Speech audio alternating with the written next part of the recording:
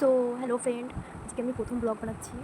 আর আমার যদি কোনো কথা ভুল হয়ে থাকে তো আমাকে ক্ষমা করে দিও ছোটো বোন হিসেবে। তো তো তোমরা ফাইনালি দেখে বুঝেই গেছো যে আমি কোথায় যাচ্ছি। তো তাও তোমাদেরকে বলে দিচ্ছি, চলো। আমি অশোকনগর এসেছি প্রথমে দিঘিরহাট থেকে, এসে স্টেশনে বসেছিলাম, তারপরে ট্রেনে উঠে গেলাম, তারপরে ঘুমা এলো।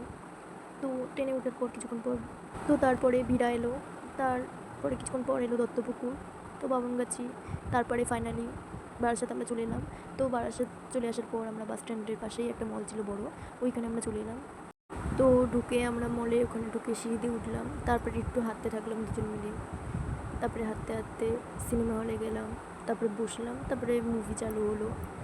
কিন্তু মুভিটা খুব দারুণ ছিল, আমার তো দিকে খুব সুন্দর লেগেছে মুভিটা। আর যখন দুজনের বিয়েটা হয়ে গেলো তখন আরও বেশি সুন্দর লেগেছে মুভিটা।